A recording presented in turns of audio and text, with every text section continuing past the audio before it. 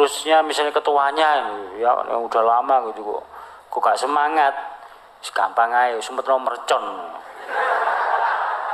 gula ginjal gula semangat sing tuwek-tuwek ya sing suwi-suwi Mas niki kok mboten enten program blas niki ya napa sia biasanya ngono kadang-kadang sama sempet mercon ae kesuwen ya.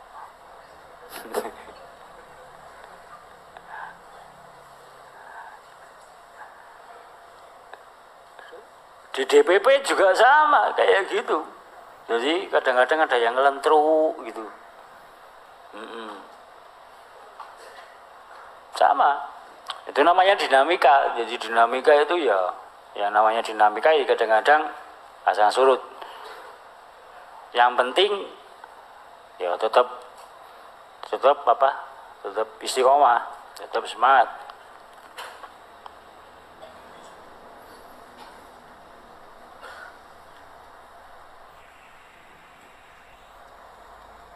Jadi ke depan harapan saya itu perjalanan Opsiti ini jauh lebih melangkah lebih jauh ke depan dan lebih lestari lagi.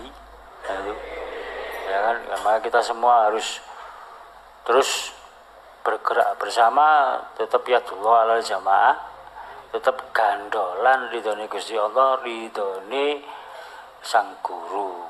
Itu gandolan kita cuma itu toh, bukan gandolan pikir kita. Jadi gandolan ridhone Gusti Allah, berkat rahmat Allah dan ridhone sang guru, itu gandolan kita. Gandolan Opsiti itu di situ. Jadi harapan saya mungkin kita bisa mengagendakan yang namanya kembali mengaktifkan pertemuan triwulan agar kita bisa selalu update. Ya perwakilan lah 1 orang 2 orang dari daerah untuk kemudian bisa berkoordinasi setiap saat, setiap 3 bulan sekali, dan kemudian bila mana kemudian disetujui mungkin bisa diagendakan yang namanya jelajah desa keliling. Jadi jelajah desa keliling itu antar DPD atau zona. Jadi misalnya DPD mana misalnya mengusulkan, Mas ini ada daerah yang lumayan parah dan lain sebagainya. Nah itu bisa diusulkan untuk kemudian nanti dipelajari dan dirapatkan pada rapat triwulan. Itu. Jadi nanti mungkin untuk hal-hal yang berhubungan dengan pertemuan triwulan nanti akan kita matangkan setelah hari ini. Karena pentingnya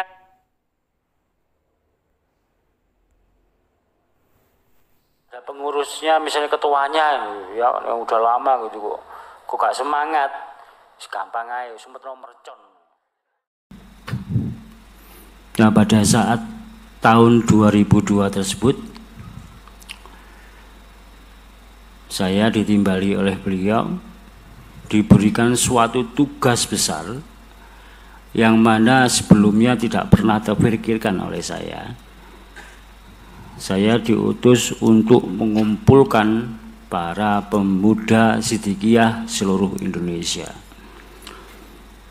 Padahal saat itu seingat saya dulu saya belum lulus dari Mangkosid, jadi saya masih sekolah di Mangkosid. Ya, sedangkan Mangkosid itu kan pendidikan jenjang final di pendidikan tarbiyah hifdzul ghulam wal banat.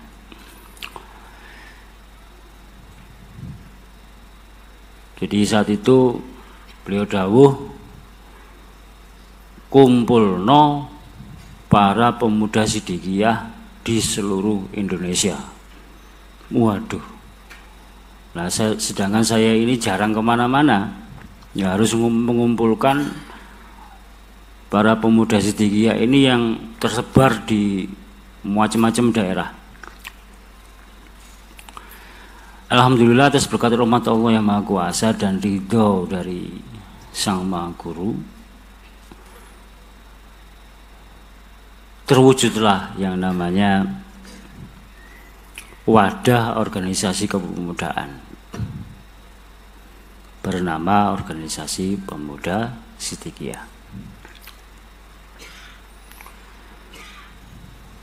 Singkat sejarah, ternyata keberadaan OPSID diadakan, diciptakan, dibentuk oleh beliau, yang mana saya ditugasi untuk menjadi operator. Saya ditugasi untuk menjadi operator dan memimpin secara langsung Organisasi Pemuda Sidikiyah ini. Ternyata Organisasi Pemuda Sidikiyah disiapkan oleh beliau Mursyid Thariqah Sidikiyah untuk melakukan banyak hal besar yang meliputi urusan dari mulai urusan internal di dalam Sidikiyah dan urusan-urusan yang lebih global, yaitu urusan bangsa dan negara.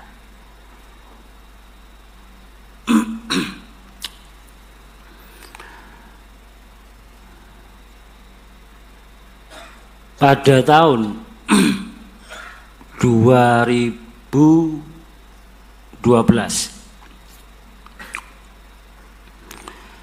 OPSID mulai mengukir sejarah baru di dalam pengabdiannya kepada bangsa dan negara dengan melaksanakan suatu perjuangan, kalau boleh dibilang saat itu adalah mission impossible.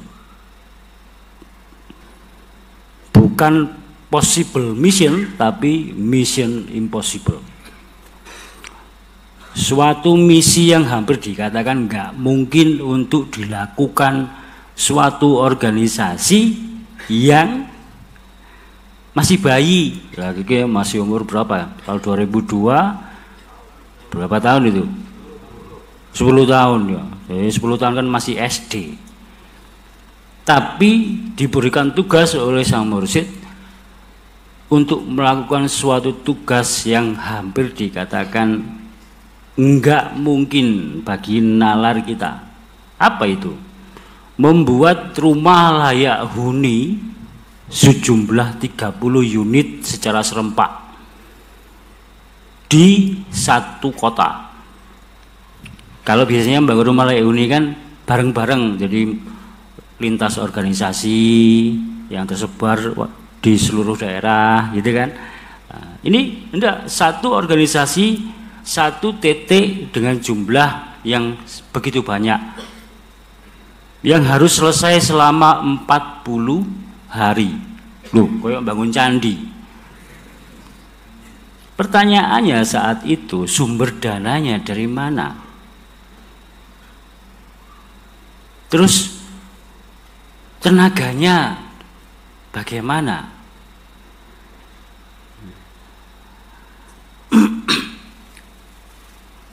Saat itu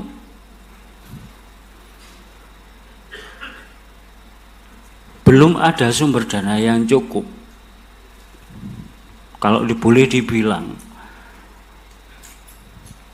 Tapi dengan berkat rahmat Allah yang Maha Kuasa dan ridho dari Sang Guru, semua itu bisa terwujud seperti halnya keajaiban yang terjadi sekejap mata.